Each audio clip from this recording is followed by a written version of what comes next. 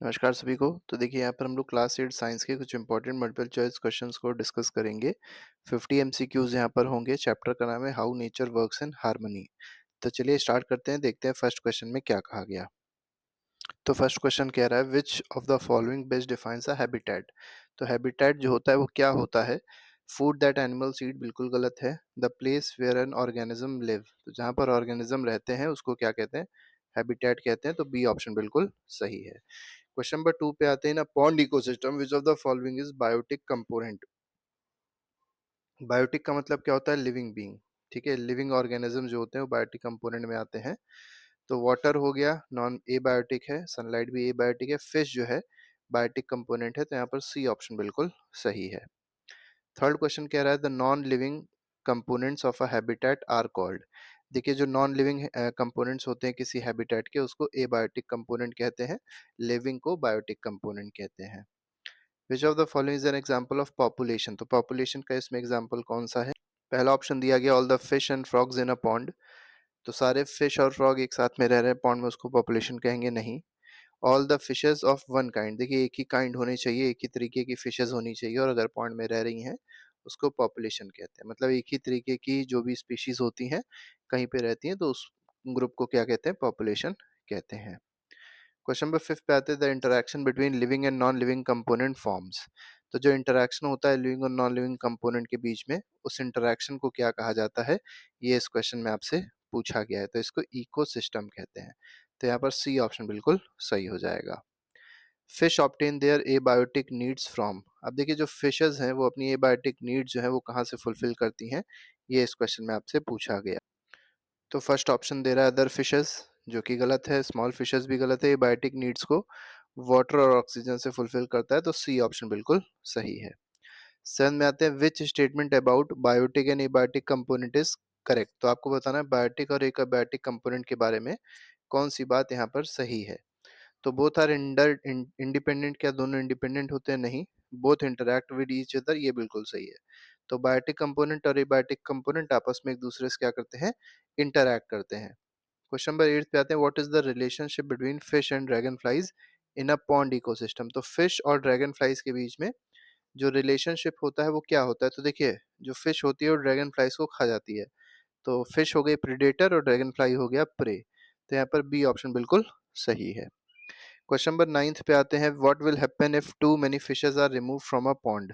अब देखिए अगर बहुत सारी फिशेस को रिमूव कर दिया जाएगा पॉन्ड से तो क्या हो जाएगा, ये इस क्वेश्चन में आपको बताना है। तो सिंपल सी बात है, अगर बहुत सारी फिशेस को आप रिमूव कर देंगे तो फिश खा क्या रही थी? ड्रैगन फ्लाइज को खा रही थी। ठीक है, अब ड्रैगन फ्लाइज को खाने वाला कोई नहीं रहेगा तो ड्रैगन फ्लाइज की पॉपुलेशन क्या हो जाएगी? अचानक से बढ़ जाएगी। तो ड्रैगन फ्लाइज विल इंक्रीज। तो सी ऑप्शन बिल्कुल सही है इसमें।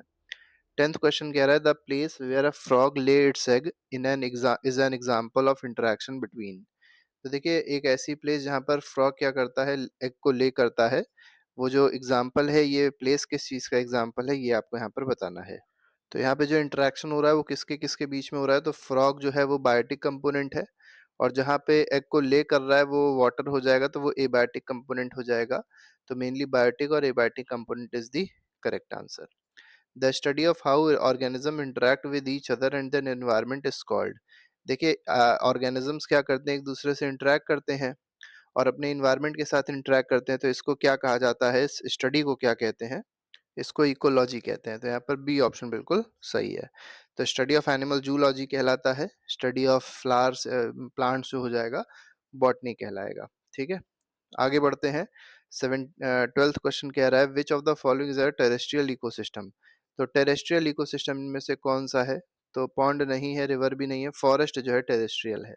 सी ऑप्शन बिल्कुल सही है। 13th क्वेश्चन पे आते हैं, pond is an example of which type of ecosystem.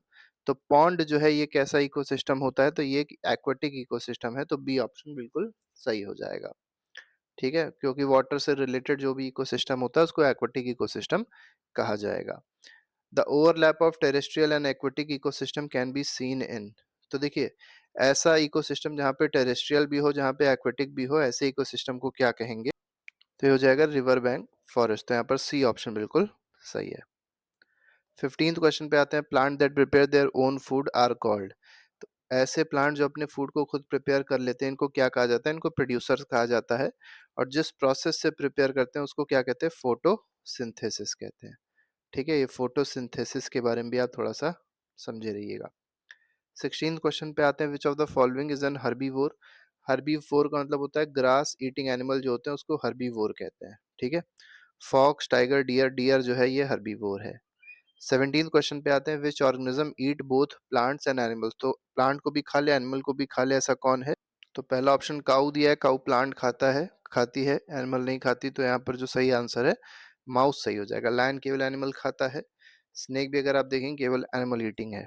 ठीक है, 18 क्वेश्चन में कहा गया, the sequence of who Yeats हुम is known in an ecosystem is called. तो देखिए कौन किसको खाता है, ये जो पूरा एक चेन होती है इसको क्या कहते हैं? फूड चेन कहते हैं इसको। ठीक है, तो फिलहाल इसमें ए ऑप्शन बिल्कुल सही है। नेक्स्ट क्वेश्चन पे आएंगे, अगला सवाल है क्वेश्चन नंबर 19। इन अ फूड चेन प्लांट ऑक्यूपाई विच ट्रॉफिक लेवल? तो फूड चेन में प्लांट जो है ये प्रोड्यूसर होता है, और प्रोड्यूसर हमेशा फर्स्ट ट्रॉफिक लेवल पे होगा, तो यहाँ पर बी ऑप्शन बिल्कुल सही है। Which of the following organism is always found at the top of food chain? तो फूड चेन के सबसे टॉप पे तो सबसे पहले अगर आप देखेंगे तो प्रोड्यूसर होगा, फिर प्रोड्यूसर को खाने वाला कौन है? हर्बीवोर है। ठीक है, और इसके ऊपर फिर आपको कौन मिलेगा? कार्निवोर मिलेगा। कौन मिलेगा? कार्निवोर मिलेगा जो हर्बीवोर को खाएगा, तो कार्निवोर हमेशा टॉप पे रहता है। आगे बढ़ते हैं, what is the main source of energy for all the ecosystems? तो कोई भी इकोसिस्टम होता है उसमें मेन सोर्स ऑफ एनर्जी हमेशा सन होती है। ठीक है, ये बात याद रखिएगा। 22nd, a pyramid showing energy flow in a food chain always. देखिए जो एनर्जी फ्लो होता है फूड चेन में वो हमेशा क्या होता है? तो ऊपर की ओर जाने पे वो बढ़ेगा कि घटेगा, ये पूछा गया मेनली इसमें। तो ऊपर जाने का मतलब ये है, जैसे मान लीजिए नीचे प्रोड्यूसर हो गया, यहाँ हर्बीवोर हो गया, यहाँ कार्निवोर हो गया।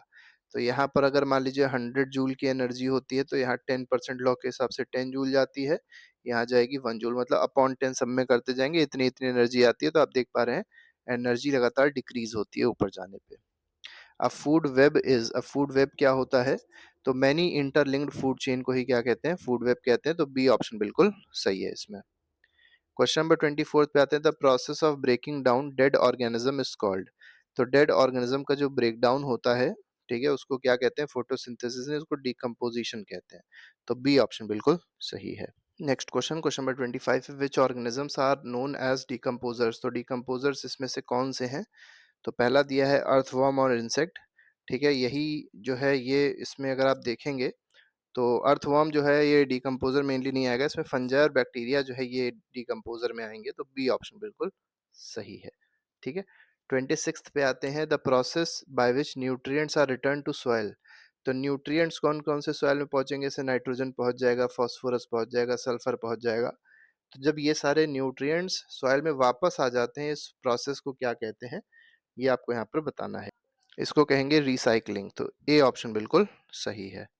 क्वेश्चन नंबर 27 पे आते हैं, विच of the following pair is correctly matched? तो क्या पूछा गया है, कौन सा करेक्टली मैच्ड है? तो बी में कमेंसालिज्म होता है, गलत है। टिक जो है पैरासाइटिज्म है, ये पूछा गया है क्या सही है कि गलत है? तो यही जो है वो बिल्कुल सही है, टिक जो है पैरासाइटिज्म करता है, पैरासाइट की तरह काम करता है ये। 28th question, the relationship between a bee and a flower is. तो बी और फ्लावर के बीच में क्या रिलेशनशिप होता है? तो म्यूचुअलिज्म होता है, दोनों एक दूसरे को बेनिफिट करते हैं। तो बी को रस मिल जाता है, फ्लावर का एक तरीके से पॉलिनेशन हो जाता है। आगे बढ़ते हैं, the relationship between orchids and trees. तो ऑर्चिड और ट्रीज के बीच में जो रिलेशनशिप होता है वो कैसा रिलेशनशिप होता है? तो ये होता है कमेंसालिज्म। ठीक है, चलिए आप लोग कमेंसालिज्म में बताइएगा कि इसमें क्या होता है, ये क्या होता है, इसको डिफाइन करिएगा आप लोग कमेंट बॉक्स में लिख के कि कमेंसालिज्म क्या होता है, बहुत इंपॉर्टेंट है ये। विच of the following is not a natural ecosystem? तो कौन सा नेचुरल इकोसिस्टम इसमें नहीं है, मतलब कौन सा आर्टिफिशियल इकोसिस्टम है? तो फार्म जो होता है, जो खेत वेत होते हैं, ये आर्टिफिशियल इकोसिस्टम होता है। बाकी पॉन्ड हो गया, रिवर हो गए, फॉरेस्ट हो गए, ये सब नेचुरल इकोसिस्टम होते हैं, नेचर ही इसको बनाते हैं। 31 क्वेश्चन कह रहा है, आर्टिफिशियल इकोसिस्टम रिक्वायर। तो आर्टिफिशियल इकोसिस्टम में किस चीज की रिक्वायरमेंट होती है? तो ह्यूमन केयर की रिक्वायरमेंट होती है, तो यहाँ पर continuous human care will be the correct answer. 32nd question कह रहा है, the green revolution led to. तो देखिए ग्रीन रेवोल्यूशन से हुआ क्या था, हाई यील्डिंग वैरायटीज की सीड्स आई थी, इसके बाद फर्टिलाइजर्स का डेवलपमेंट हुआ, ठीक है? तो फर्टिलाइज़र से अच्छी खासी ग्रोथ होने लग गई प्लांट्स की, ठीक है? जो भी क्रॉप्स थे उसकी प्रोडक्टिविटी बढ़ गई। तो मेनली हुआ क्या इससे, तो सिंथेटिक केमिकल जो थे बहुत ज़्यादा यूज़ में आ गए, ठीक है? तो बी ऑप्शन बिल्कुल इसमें सही है। Growing the same crop repeatedly is known as, तो बार-बार अगर आप सेम क्रॉप को ग्रो कर रहे हैं फील्ड में, तो इस प्रोसेस को क्या कहते हैं? इसको मोनोकल्चर कहेंगे, ठीक है? और जब आप क्रॉप बार-बार बदलते रहते हैं तो उसको क्रॉप रोटेशन कह सकते हैं। The process by which farmer use natural predators to control pest is called. तो देखिए पेस्ट को कंट्रोल करने के लिए नेचुरल प्रेडेटर्स अगर फार्मर यूज़ कर रहा है, तो इसको क्या कहा जाता है? तो इसको नेचुरल कंट्रोल कहेंगे। तो सिंथेटिक फार्मिंग नहीं, मोनोक्रॉपिंग भी नहीं, इंडस्ट्रियल फार्मिंग, इसको नेचुरल कंट्रोल ही कहा जाएगा। 35th क्वेश्चन कह रहा है which of the following migratory bird visit खींचन village during winter. तो खींचन विलेज जो बुक में दिया गया है, चैप्टर में दिया गया है, वहां पर कौन सी माइग्रेटरी बर्ड आती है विंटर्स में, ये आपको बताना है, ठीक है? तो साइबेरियन क्रेन नहीं, डेमोइसली क्रेन आती है, तो यहाँ पर बी ऑप्शन बिल्कुल सही है। आगे बढ़ते हैं, question number 36, the Indian bull frog is an example of. तो ये एक बहुत ही इंपॉर्टेंट फ्रॉग की वैरायटी है जिसको इंडियन बुल फ्रॉग कहते हैं। तो ये एक तरीके का क्या है? एम्फीबियन। एम्फीबियन का मतलब होता है वाटर में भी सर्वाइव कर सकता है और लैंड पे भी ये सर्वाइव कर सकता है, ठीक है? Question number 37, what was the consequence of over harvesting Indian bull frogs. देखिए इंडियन बुल फ्रॉग्स को बहुत ज्यादा हार्वेस्ट किया जा रहा था, इसको एक्सपोर्ट किया जा रहा था, ठीक है? तो इससे हुआ क्या? तो देखिए बुल जो फ्रॉग होते हैं मेनली क्या होते हैं? पेस्ट को खा जाते हैं। जो खेतों में पेस्ट होते हैं उसको खा जाते हैं, कीड़े-मकोड़ों को। तो जब बुल फ्रॉग को हटा दिया गया इकोसिस्टम से तो पेस्ट बढ़ गए। तो increase in agricultural pest, B option बिल्कुल सही है। The Sundarbans are famous for. तो सुंदरबंस कहाँ पर है? तो इंडिया में अगर देखा जाए तो सुंदरबंस जो पड़ता है गंगा ब्रह्मपुत्रा डेल्टा जो है वेस्ट बंगाल में, वहां पड़ता है। तो ये किसके लिए फेमस है बताना है आपको। तो ये मैनग्रोव फॉरेस्ट के लिए फेमस है। आगे बढ़ते हैं, question number 39, which of the following is a protected area. तो इसमें से प्रोटेक्टेड एरिया जो है वो कौन सा है? तो जिम कॉर्बेट नेशनल पार्क जो है ये प्रोटेक्टेड एरिया है। आगे बढ़ेंगे, 40th question, which of the following pollutants harm the Sundarbans. तो सुंदरबन को कौन सा पोल्यूटेंट है जो हार्म कर रहा है, ये आपको यहाँ पर बताना है। तो प्लास्टिक वेस्ट नहीं, ये ज्यादा यहाँ नहीं मिलती है, यहाँ पर मेनली इंडस्ट्रियल वेस्ट और सीवेज देखने को मिलता है, जिसकी वजह से सुंदरबंस को बहुत ज्यादा हार्म हो रहा है। विच component of ecosystem provides oxygen during photosynthesis. तो फोटोसिंथेसिस आपसे क्या पूछा गया? कौन सा ऐसा इको कंपोनेंट है इकोसिस्टम का जो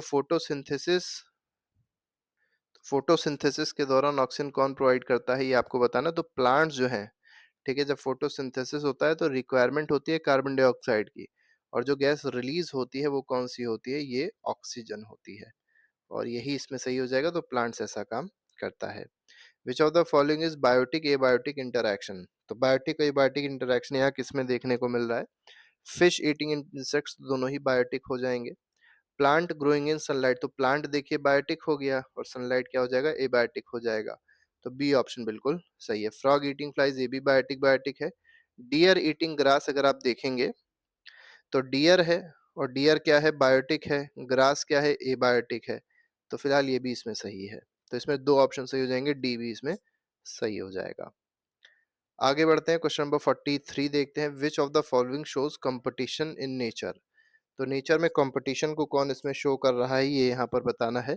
तो frog and fish competing for food, ये बिल्कुल कंपटीशन दिखा रहा है, क्योंकि देखिए दोनों के फूड्स एक ही तरीके के ही हैं, तो ये दोनों compete करते हैं फूड के लिए।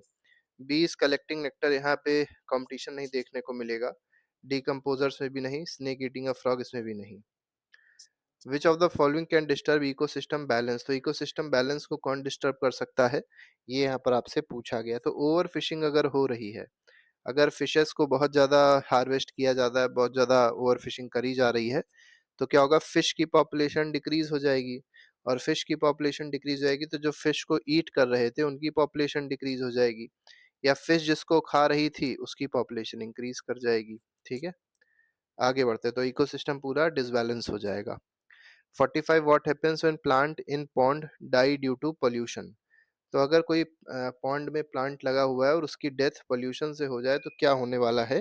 तो क्या हो सकता है, ये आपको यहाँ पर बताना है। मोर ऑक्सीजन इज प्रोड्यूस नहीं, oxygen decreases in fish die, ये बिल्कुल सही है। देखिए पॉन्ड में अगर ऑक्सीजन का सोर्स देखा जाए तो मेनली यही प्लांट्स होते हैं, ठीक है? जिसको फाइटोप्लैंक्टन्स भी कहते हैं। और यही फाइटोप्लैंक्टन्स क्या हो जाएँगे, अगर डेथ हो गई इनकी तो ऑक्सीजन डिक्रीज़ हो जाएगी, और ऑक्सीजन डिक्रीज़ हो जाएगी तो जो वाटर में बीओडी होता है, बायोलॉजिकल ऑक्सीजन डिमांड होती है, उसमें डिसबैलेंस होएगा और फिशेस जो होंगी वो डाई हो जाएँगी, खत्म हो जाएँगी फिश, जब उनको ऑक्सीजन ही नहीं मिलेगी। डिकम्पोज़र्स आर इम्पोर्टेंट बिकॉज़ दे, अब देखिए डिकम्पोज़र जो हैं, ये क्यों इम्पोर्टेंट होते हैं? क्योंकि इनका रोल बहुत बड़ा होता है न्यूट्रिएंट को रिसाइकिल करने में, ठीक है? आगे बढ़ते हैं 47, which of the following is an example of mutualism. Mutualism का मतलब है दोनों एक दूसरे से बेनिफिट होते हैं, तो लाइकेन जो है ये इसमें म्यूचुअलिज्म देखने को मिलता है, फंगस और एल्गे के बीच में म्यूचुअलिज्म यहाँ पर होता है। तो एल्गे जो है ये फंगस को फूड प्रोवाइड करता है, फंगस जो है एल्गे को रहने की जगह मतलब हैबिटेट प्रोवाइड कर देता है। आगे बढ़ते हैं question number 48, which human activity damages natural ecosystem. तो नेचुरल इकोसिस्टम को कौन डैमेज करता है ये आपको यहाँ पर बताना है। तो कंजर्वेशन नहीं कर सकता, ओवर यूज ऑफ पेस्टिसाइड ये बिल्कुल करेगा। तो बी ऑप्शन बिल्कुल सही है। ऑर्गेनिक फार्मिंग ये तो अच्छी चीज है, एफॉरेस्टेशन भी अच्छी चीज है। 49th, what keeps ecosystem population balance. तो इकोसिस्टम की पॉपुलेशन को बैलेंस करके कौन रखता है ये बताना है। तो कंपटीशन और प्रिडेशन यही दोनों चीजें जो हैं ये पॉपुलेशन को बैलेंस करके रखती है। लास्ट क्वेश्चन है आज का, इसमें देखिए क्या कहा गया, विच of the following best describes how nature works in harmony. तो यहाँ पर एक स्टेटमेंट आपको बताना है जो सबसे अच्छे से डिस्क्राइब कर रहा हो कि कैसे नेचर जो है वर्क करती है हार्मनी में।